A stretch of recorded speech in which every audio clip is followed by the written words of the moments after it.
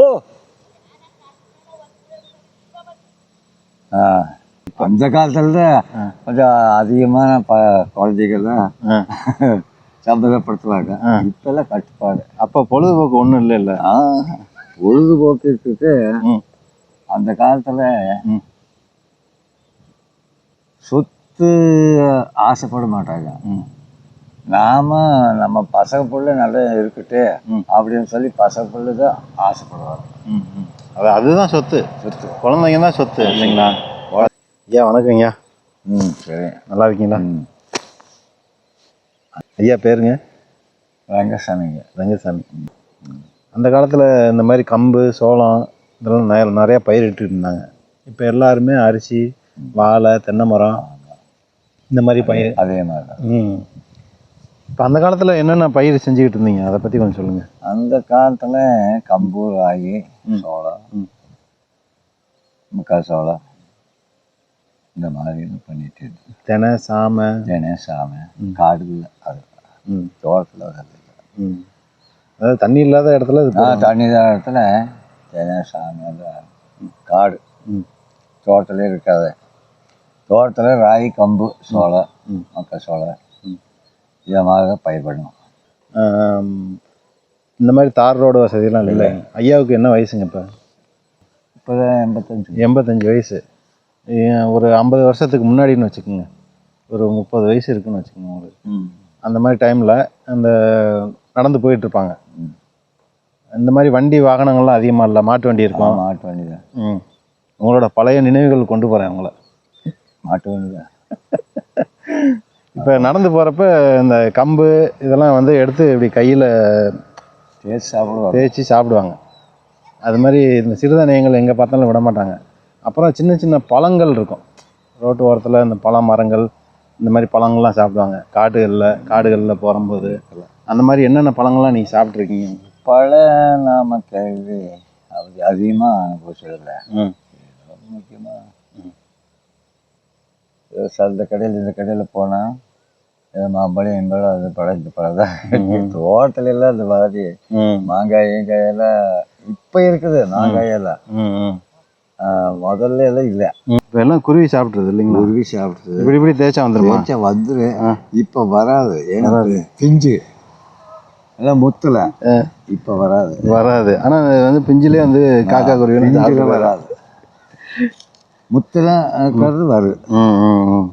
முத்துனா தான் வரும். அது வந்து கரெக்டாக அந்த ரெகுலராக சாப்பிட்றவங்க முத்தோணும் ஊட்டிலேயே அதுக்கு காக்கா குருவிகள்லாம் தெரிஞ்சிடும். இது வந்து அதெல்லாம் தெரிஞ்சுக்கு இது முத்திருச்சுன்னு சொல்லி அது ஓடி போய் தெரிஞ்சு.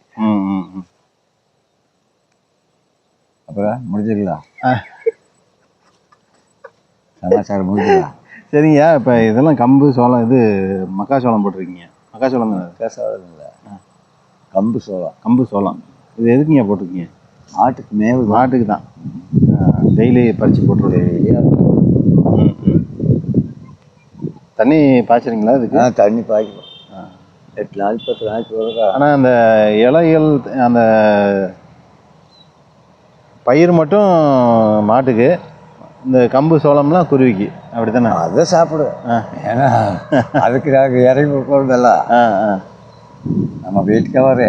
ஆமாம், நாம் செஞ்ச பயிரில் அவங்க சாப்பிட்டுக்கு அது இன்னைக்கு வரைக்கும் அது பசி இல்லாமல் இருக்குதுன்னா அந்த மாதிரி எல்லாமே குருவி கிளி எல்லாம் எல்லாம் போட்டுக்கு இதெல்லாம் அதுக்கு கொஞ்சம் நாம் ஆரோக்கியம் பண்ணுறோம். அதுக்கு சாப்பாடு கொடுக்குறோம். விதைச்சிட்டு அது இஷ்டத்துக்கு சாப்பிட்டு போக வேண்டியதுதானே. எனக்கு வேண்டாம்னு சொல்ல முடியும். விவசாயி தான் எல்லாத்துக்கும் உணவளிக்கிறவங்க இல்லைங்களா? ஆமாம். அந்த குருவி இதெல்லாம் வந்துச்சுன்னா விரட்டுறது அந்த இதெல்லாம் கிடையாது. அதே விரட்டுல போகாது. அது பசிக்கு வர்றதாச்சு. கரெக்டாக ஒரு கம்பு கூட இல்லாமல் எல்லாத்தையும் சாப்பிட்டு போயிருக்கு. முத்தம் அப்புறம் எல்லாம் நானும் சொந்தமாயிட்டீங்க. சரிங்க. நமக்கு எவ்வளோ நிலம் இருக்குங்க இப்போ? நம்மளுக்கு ஒரு 5 ஏக்கர் இருக்கு. 5 ஏக்கர் கொடுத்துட்டீங்க. எல்லாம் பிரித்து கொடுத்துட்டீங்க. பரவாயில்ல. இந்த அம்மா இருக்காங்க? அம்மா இருக்காங்க. சரி. எத்தனை குழந்தைங்க உங்களுக்கு? நம்மளுக்கு ஒரு பையன், ஆ 2 பிள்ளை. 2 பிள்ளை, மொத்தம் 3 பேர். 3 பேர். ஒரு பிள்ளை இறந்துச்சு. அதுக்கு பதிலாக பேத்தி கற்றுட்டேன். அப்புறம் அதுக்கெல்லாம் இப்போ வாரிசு வந்துடுச்சு. பேரை பேத்திக்கு கொள்ளு பேர் இல்லை பேரெல்லாம் பார்த்தாச்சு. நம்ம வாழ்க்கையே முடிஞ்சது. உங்க கூட பிறந்ததுங்க எத்தனை பேருங்க? நம்ம கூட பிறந்தது அண்ணன் 4 பேர். ஒரு பையன் ஒரு பிள்ளை. அவங்க எல்லாம் தனி இருக்காங்க. 4 பேர் தானே? 4 பேர் தான். அந்த காலத்தில் 7, 8, 10, 12ன்னு போவாங்களே. 4 பேர். மற்றது போகிறது வரதெல்லாம் நம்மளுக்கு தெரியாது. இப்போ நம்மளுக்கு 4 பேர். இல்லை, உங்கள் கூட பிறந்தவங்க கம்மியாக சொல்கிறீங்களே? கம்மியானா நம்மளுக்கு போனதெல்லாம் தெரியாது. இருக்கிறதா தெரியும். அப்படி சொல்கிறீங்க? ஆமாம் ஆமாம். அதாவது அந்த காலத்தில் பிறப்பு விகிதம் அதிகமாக இருக்கும். அதெல்லாம் தெரியல. நாம 4 பேர் சொல்லிடுவேன். 4 பேர் ஒரு பிள்ளை. அப்புறம் அந்த உங்கள் ஜென்ரேஷனில் வந்து 3, 4, 3 இதோட நிப்பாட்டிக்குவாங்க மொத்தம். இப்பெல்லாம் கொஞ்சம் கட்டுப்பாடாக இருக்காங்க. இது எவ்வளோ குழந்தை இருக்குதோ அதான் சொத்து. இந்த படம் காசு இன்னொரு காசு ஆசைப்படுறாங்க. அந்த காலத்தில் குழந்தைக்கு தான் சொத்து. நிறைய குழந்தைங்க வீட்டில் இருந்துச்சுன்னா அது ஒரு சொத்து. பின்காலத்தில் ஒரு சொத்து. அதாவது இப்போ ஒரு தோட்டம் வச்சுருக்காங்க அப்படின்னா அந்த குழந்தை அவங்க 10 பேர் இருக்காங்க அப்படின்னா எல்லாரும் சேர்ந்து அந்த தோட்டத்தில் வேலை பார்ப்பாங்க. அப்படி தானே? வேலையை பார்ப்பாங்க. இருந்தாலும் குழந்தை இருக்கும்போது அதை சொத்தோன்னு உபயோகப்படுத்தியிருக்காங்க அந்த காலத்தில். இப்போ வந்து யாருக்குமே சொத்து இல்லை, அது மாதிரி இருக்கு. இப்போ சொத்து மேலே ஆசை. குழந்தை கொஞ்சம் மேலே ஆசை இல்லை. எதுக்கு அதிகம் இருக்கிறதே போது. இது சமாளிக்க முடியாது. 10லேருந்து 5, 6 ஆச்சு, 4 ஆச்சு, அப்புறம் 2 ஆச்சு. சமாளிக்க முடியாது. இப்போ வந்து 1 ஆயிடுச்சு. 1 தகுந்த 2 அதோட கட்டு. அதுக்கு மேலே முடியாது. ஏன்னா கஷ்டம். அந்த காலத்தில் மாச காலத்தில் துணிமணி கூட அவ்வளவு நாகரீகம் இல்லாத டைமு. இப்போ ஒரு குழந்தைக்கு சின்ன ஒரு வயசுலேயே டஜனுக்காக இருக்கிறாங்க.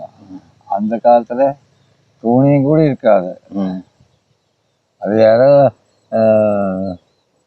இந்த முதலியாரு கொண்டாந்து ஒவ்வொன்றும் கொடுப்பாங்க.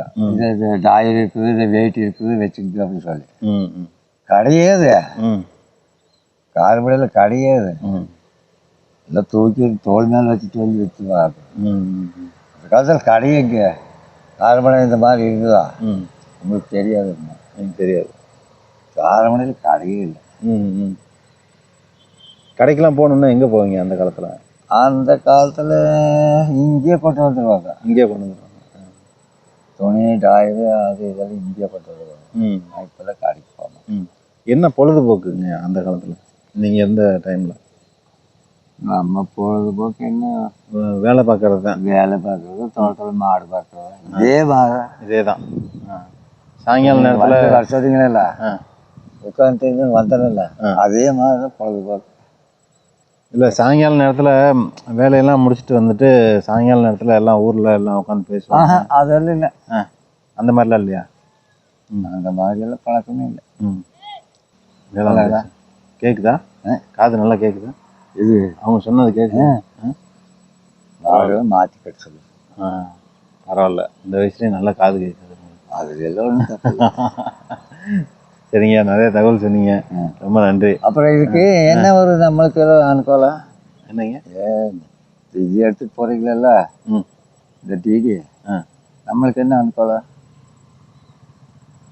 உங்களால நம்மளுக்கு என்ன அனுப்பலாம்? அப்படி சொல்கிறீங்களா? நம்ம ஒரு சம்பளத்தில் நாங்கள் கேட்டீங்க, எடுத்துட்டீங்க. சும்மா உங்களோட அனுபவத்தை கேட்குறேன். அனுபவத்தை கேட்டீங்க. ஆமாம், எப்படி அந்த காலத்தில் இருந்துச்சு, இதை வந்து இன்னைக்கு உள்ளவங்களாம் பார்த்து தெரிஞ்சுக்கணும்ல.